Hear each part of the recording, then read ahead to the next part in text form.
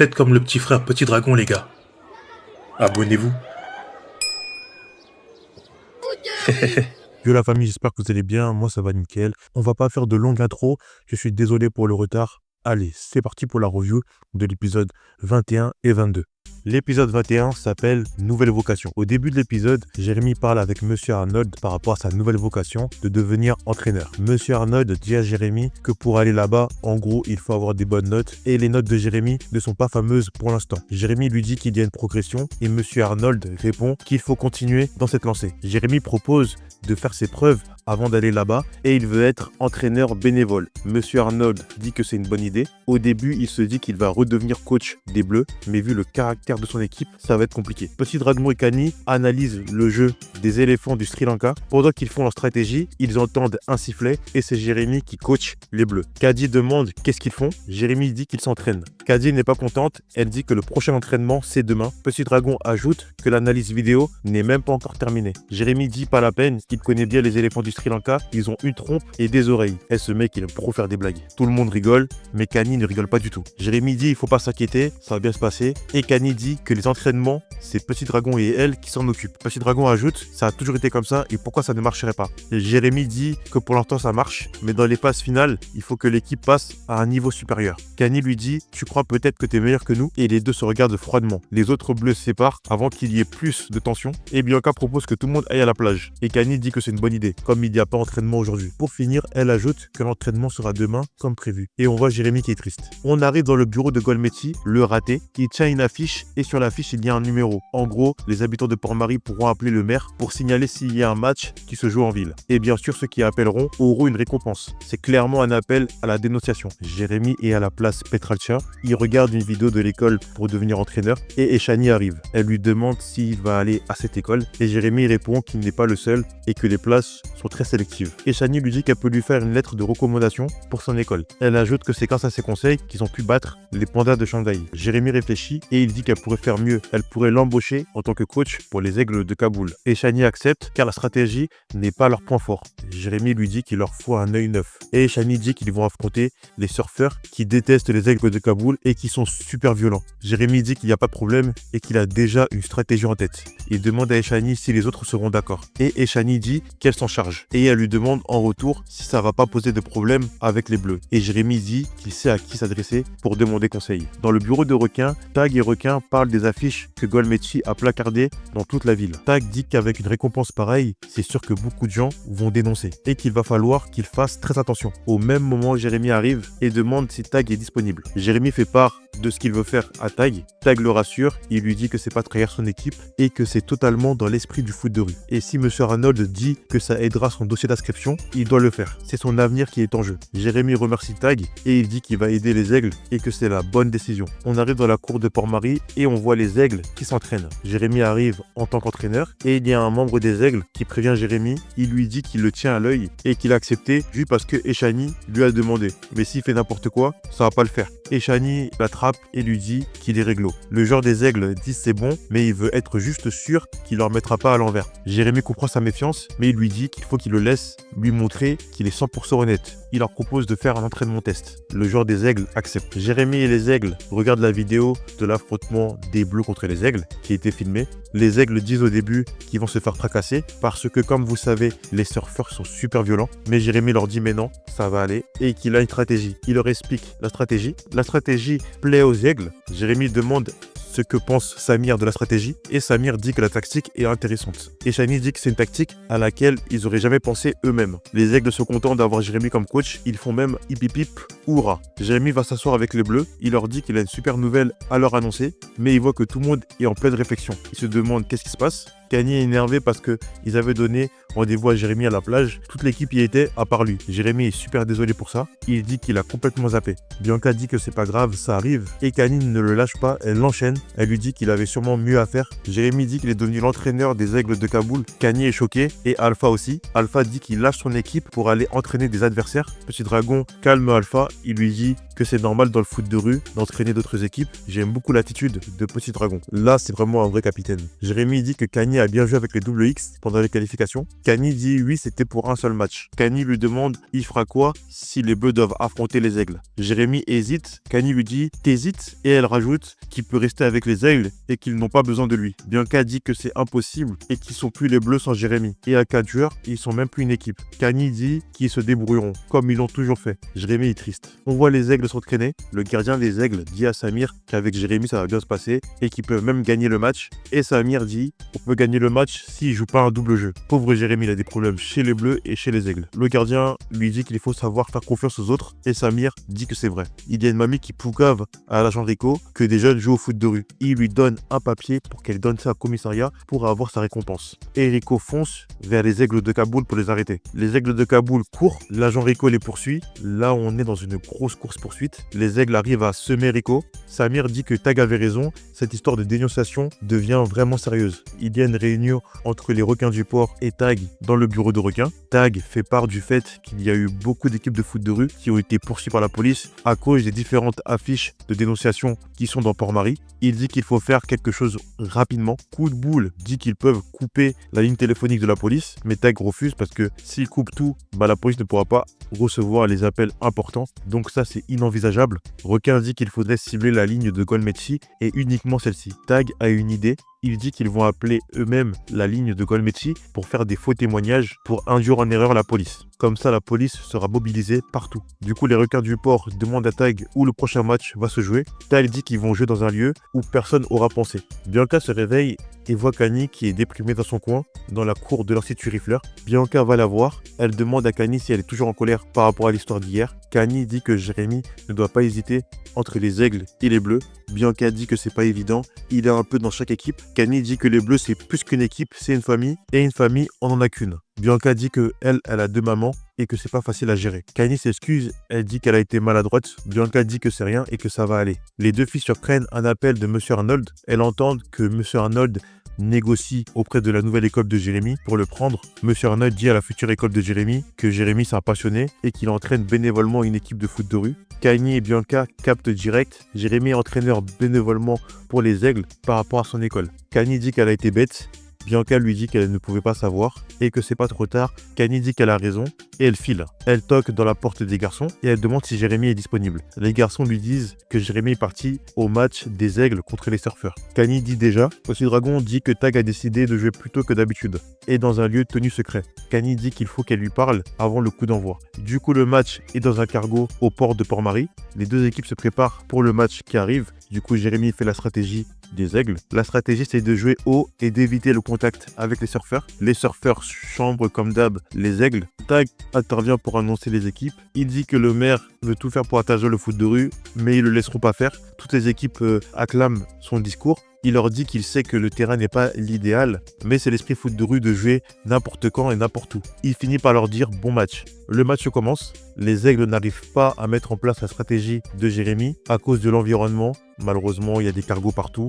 Ils n'y arrivent pas. Les surfeurs dominent totalement la première période. Entre-temps, les membres de l'équipe des requins du port font des faux appels téléphoniques à la police pour brouiller les pistes pour le match. Rico se rend partout, dans plein de lieux de Port-Marie. On retourne au match des surfeurs vs les Aigles de Kaboul. Les surfeurs ont marqué, les Aigles ont un carton jaune. Pour l'instant, c'est désastreux. C'est la mi-temps, les Aigles ne sont pas convaincus par la stratégie de Jérémy et lui en font part de ça. Kanye arrive, elle interpelle Jérémy. Kanye s'excuse par rapport à cette histoire. Jérémy aussi, il leur dit qu'il aurait dû leur en parler dès le début. Kanye dit peut-être, mais elle aurait pas dû être aussi dure avec lui. Elle sait que son avenir le tourmente depuis longtemps. Elle ajoute qu'à partir de maintenant, elle va le soutenir à 100%. Jérémy la remercie et que cela compte beaucoup pour lui. Et il finit par ajouter qu'il sera jamais loin des Bleus et que la famille, c'est la famille. Kanye dit que s'il a besoin de conseils d'une pro, qu'il n'hésite pas. Jérémy lui dit d'accord. Kanye dit vraiment n'hésite pas. Elle dit que quand on est joueur et entraîneur à la fois, c'est compliqué de s'adapter. Et la phrase rentre direct dans la tête de Jérémy et il se dit s'adapter.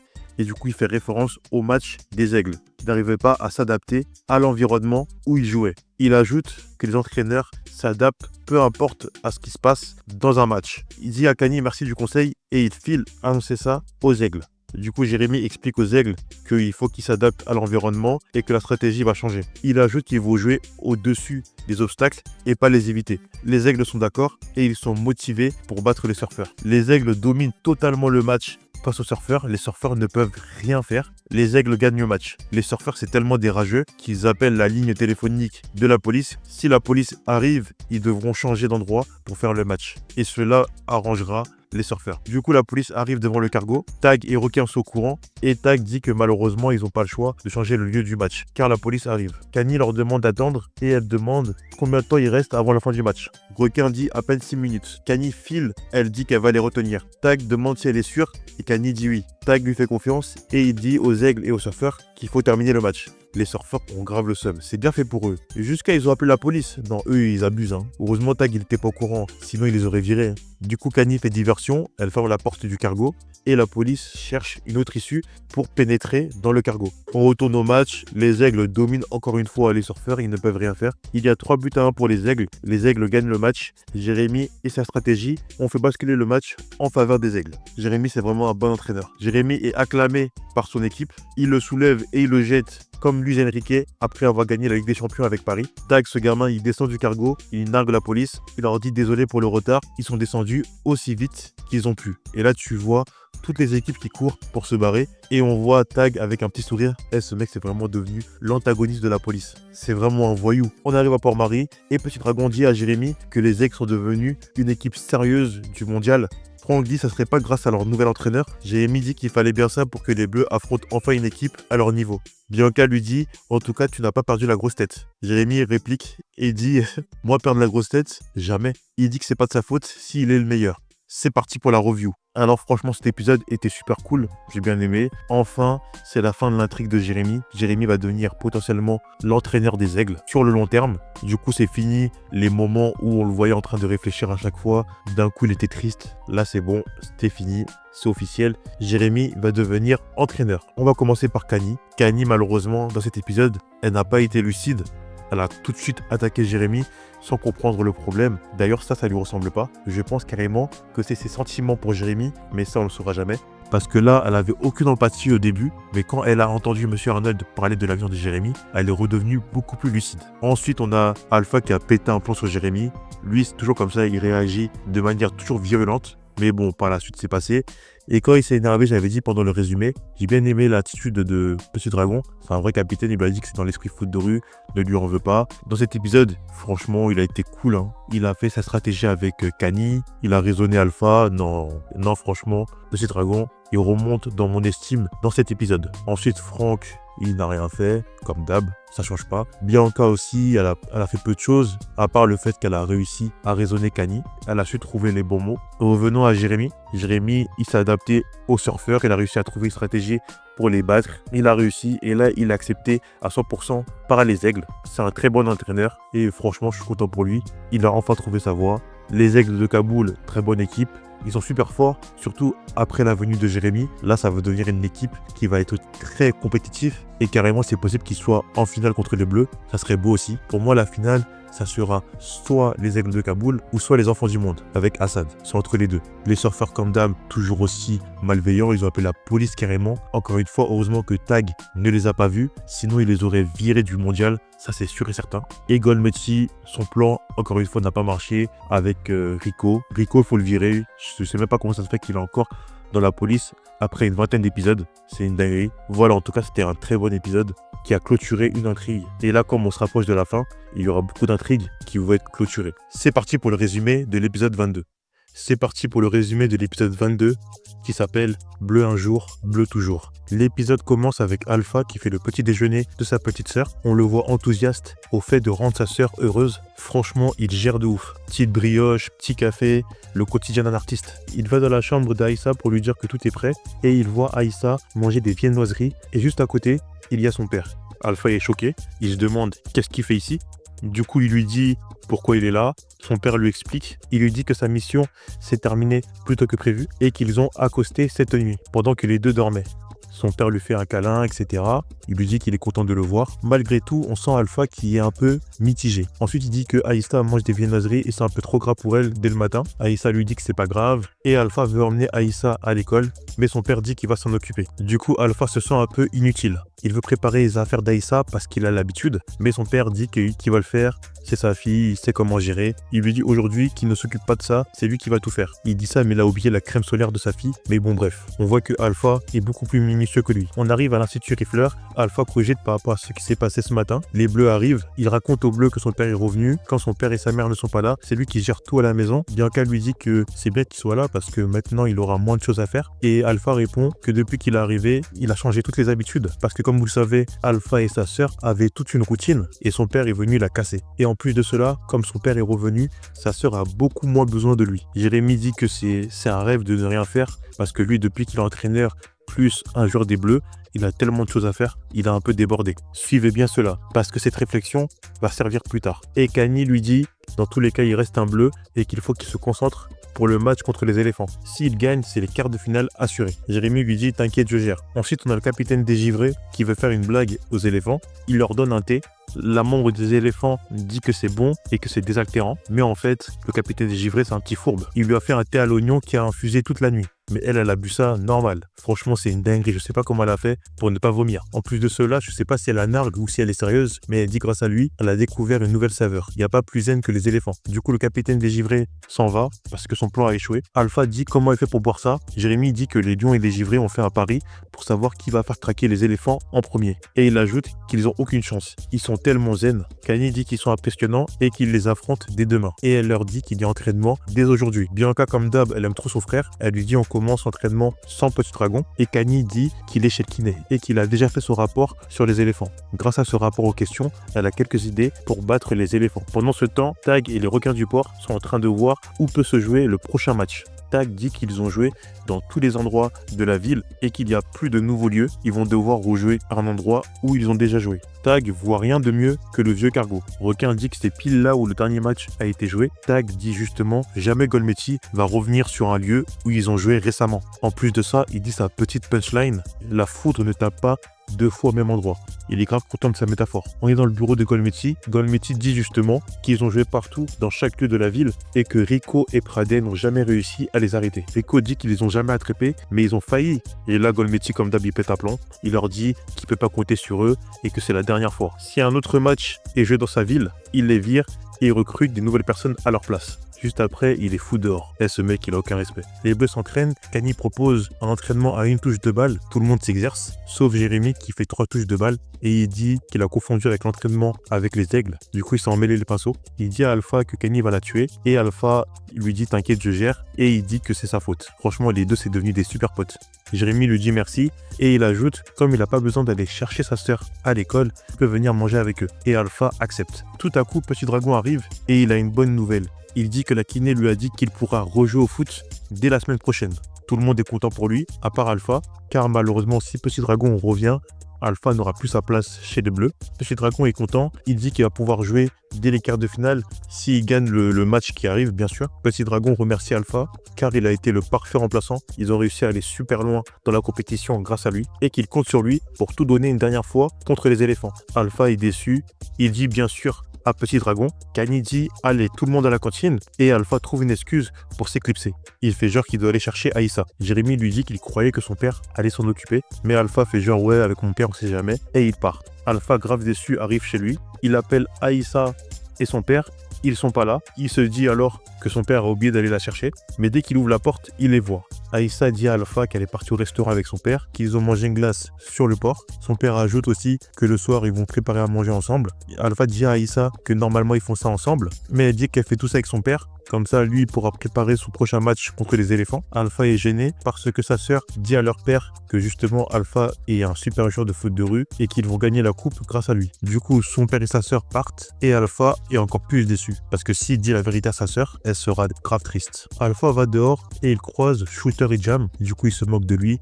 parce que Petit Dragon va bientôt revenir et du coup, les Bleus vont le jeter comme une vieille chaussette. C'est vraiment des gamins, ils se tapent des barres devant lui en plus. Shooter dit que maintenant il est tout seul et qu'il espère qu'il pensait pas revenir avec eux après les avoir lâchés pour les Bleus. Il lui dit dommage mon pote, tu vas passer l'été tout seul. Ensuite il lui dit qu'il va rester sur la touche. Et au moment où il dit ça, Alpha a une idée. Carrément il les remercie. Mais eux ils ne comprennent rien. Bref, Alpha court aller voir Tag. Il lui propose de rester dans l'équipe en tant que remplaçant. Tag lui dit qu'il est désolé, mais le règlement du mondial est formel. Il n'y a pas de remplaçant. D'ailleurs, depuis quand Tag il a un bureau? Il lui dit c'est formel, il n'y a que 5 joueurs par équipe et pas plus. Il ne peut pas faire de favoritisme. Il dit qu'il est là exceptionnellement parce que Petit Dragon a été baissé et du coup il a accepté. Mais comme il revient, malheureusement, il n'y aura que 5 places. Alpha dit qu'il comprend et il remercie Tag. Et il fait genre, de toute façon, j'ai plein de choses à faire, c'est pas grave. Alors que vous savez très bien que c'est grave. Il sort du bureau de Tag et il voit les Bleus s'entraîner. Du coup, il est encore plus déprimé. Il demande aux Bleus s'il y a entraînement et les Bleus sont un peu gênés car ils ne savent pas quoi dire. Kanye dit que c'était pas vraiment un entraînement et que c'était plus un échauffement pour le retour de Petit Dragon. Petit Dragon dit à Alpha que comme il est là, il peut jouer la défense pour qu'il teste des tactiques avec lui.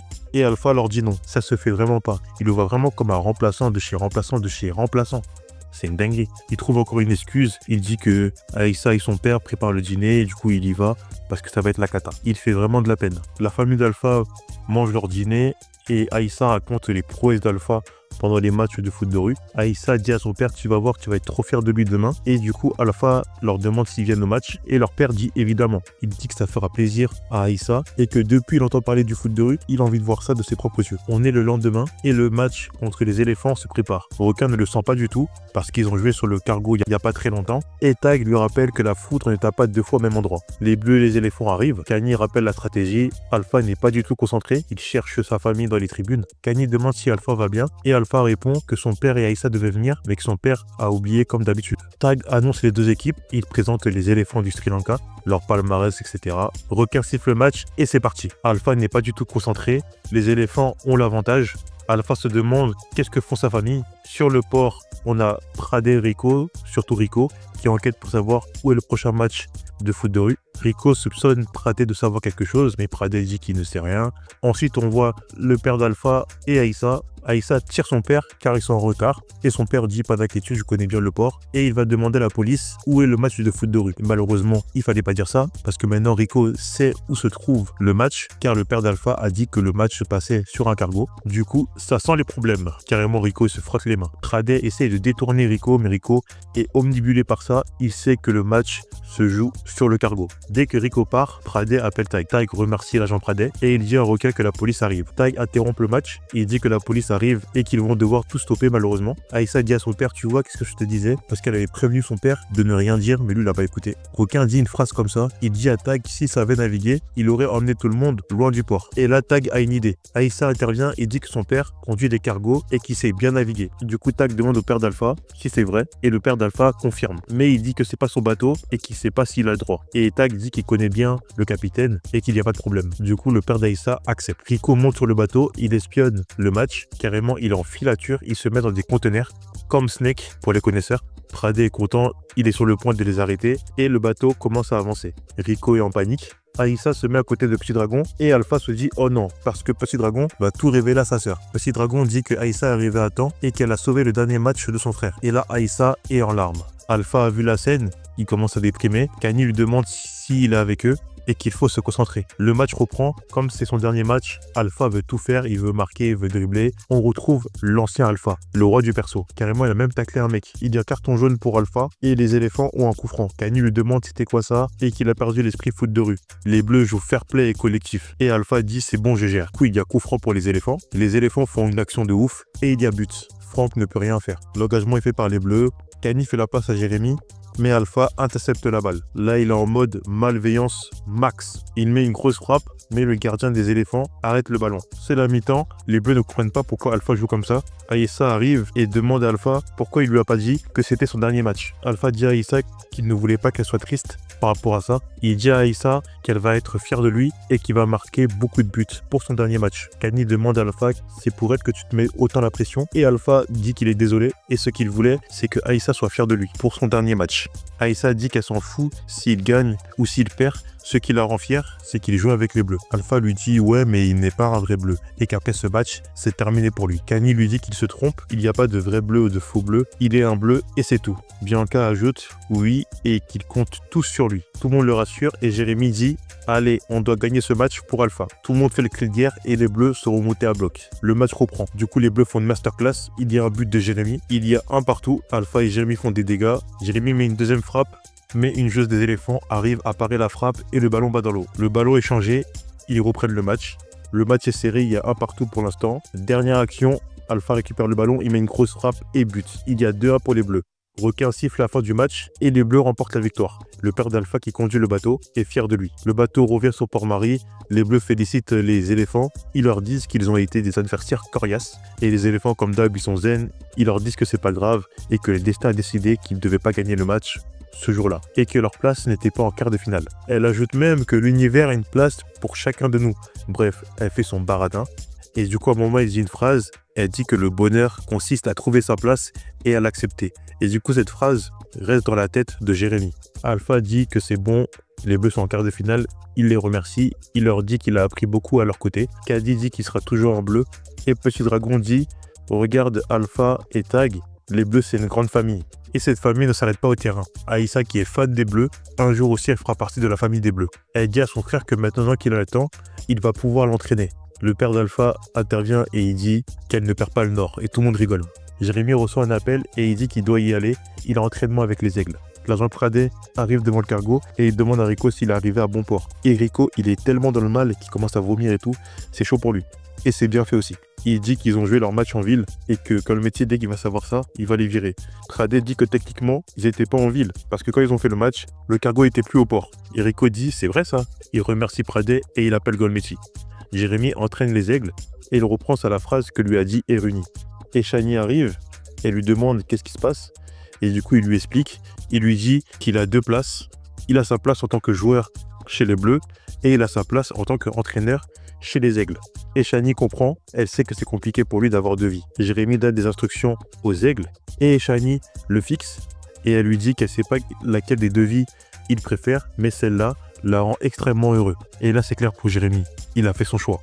On a Alpha qui rentre et encore une fois, Shooter qui ne fout rien de sa vie est assis sur un banc avec Jam. Il se lève et commence son baratin. Il dit qu'avec Jam, ils ont réfléchi et qu'ils acceptent de le remettre dans la bande. Jam dit qu'il y a des conditions et qu'il va devoir faire tout ce qu'il leur dit et les appeler maîtres.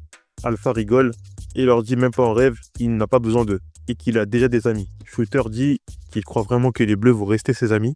Et Jérémy arrive et dit c'est certain. Jérémy dit à Alpha qu'il faut qu'il se parle. Il lui dit qu'il a réfléchi et qu'il lui laisse son poste d'attaquant chez les Bleus et que c'est là sa place. Alpha est choqué. Il lui dit mais non, c'est la tienne. Il peut pas. Jérémy dit qu'il a compris une chose, il a trouvé sa place. C'est d'être entraîneur des aigles. C'est ça qui le rend heureux, encore plus de jouer. Alpha lui demande s'il est vraiment sûr. Il lui dit mais oui. C'est ça ma vocation. Et qu'il espère qu'il leur en voudra pas trop quand ils les battront en finale. Et qu'ils le prennent pas personnellement. Alpha lui dit n'y compte pas trop et que c'est eux qui vont gagner. Les deux rigolent et partent. Et là on voit Jam et Shooter qui sont derrière, qui sont grave la rage. C'est parti pour la review. Alors cet épisode j'ai vraiment aimé. C'est la fin de l'intrigue d'Alpha. Comme quoi il devait quitter les Bleus si Petit Dragon revenait. Du coup Petit Dragon est revenu. Mais Alpha est toujours là. C'est une très bonne fin. Je suis content. Il y a eu un plot twist. Comme quoi Jérémy préfère finalement être entraîneur avec les aigles qu'être chez les Bleus. Du coup, la passion d'entraîneur a pris dessus. Alpha a pu profiter de cela. Comme d'hab, on va parler de chaque membre des Bleus, ce qu'il a apporté à l'épisode. Du coup, Franck et Bianca, comme d'hab, ils sont souvent sur le bas-côté, à part quand l'intrigue tourne autour d'eux. Et d'ailleurs, l'intrigue sur Franck, c'est la seule qui n'est pas encore finie, car tout le monde a eu la fin de son intrigue. Alpha avec sa place chez les Bleus, Petit Dragon avec sa jambe. Au niveau du capitana, carrément, je pense que c'est pas encore fini. Ah ouais, j'avoue, ils sont 2. Il y a encore Kanye et Franck, parce que Bianca avec sa mère, c'est terminé aussi. Du coup, il y a encore Kanye et Franck qui n'ont pas encore terminé, parce que quand Petit Dragon revient, Kanye, je sais pas si elle sera encore capitaine, et Franck n'a pas fini avec le chantage de Shooter. Bref, Petit Dragon dans cet épisode, encore une fois, j'ai bien aimé. Il a rassuré Alpha sur sa place. Il n'a pas été chiant, il a été compréhensif. Franchement, ça fait du bien de le voir comme ça. Ensuite, Kanye, comme d'hab, conseillère, capitaine, vous avez l'habitude. Et Jérémy, j'ai aimé, il a fait son choix, il préfère être entraîneur. Je pense qu'il avait compris depuis le début que Alpha était triste de ne plus avoir sa place. Et du coup, comme c'est un vrai pote, il lui a dit ce qu'il ressentait vraiment par rapport à son poste d'entraîneur. Et il a profité en même temps pour que son pote retrouve sa place chez les Bleus. Comme ça, il sera beaucoup plus heureux. Franchement, c'est un bon frérot, Jérémy. Ensuite, Alpha, très bon personnage. Malgré que pendant le match, il s'est énervé. On a retrouvé l'ancien Alpha qui faisait n'importe quoi. Mais sinon, on a ressenti qu'il aime beaucoup les Bleus. Quand il avait plus sa place, ça l'a vraiment touché. Puis ses histoires avec son père, etc., qu'il avait plus sa place chez lui et chez les Bleus. Là, maintenant, tout est en ordre. C'est cool. Ensuite, tac, j'étais mort de rire. Il avait son bureau. Je pense qu'il a juste pris le bureau de Monsieur Arnold. Mais c'est une dinguerie de le voir. Ce mec-là, il contrôle tout. Il contrôle vraiment tout. Ça se trouve, carrément, là, si tu réfères, il a des parts. Hein. C'est pas normal. C'est vraiment le patron de cette série. Ensuite, les éléphants, ils étaient forts aussi. Mais voilà, c'était pas les plus forts du mondial. Mais j'ai bien aimé leurs différentes actions. Et le fait qu'ils soient zen. En plus, c'est grâce à une membre des éléphants que Jérémy a fait son choix. Du coup, Alpha devrait la remercier aussi. Bref, on s'approche de la fin. Il reste encore 4 reviews. Ça passe vite. Même si j'ai été super lent. D'ailleurs, je m'excuse, la famille, par rapport au mois de décembre. J'étais pas du tout présent avec les fêtes, etc. Mais là, on reprend du service. Il reste 4 reviews. N'hésitez pas à liker, à commenter, à partager comme d'hab. On se dit à bientôt pour de nouvelles aventures. Sayonara.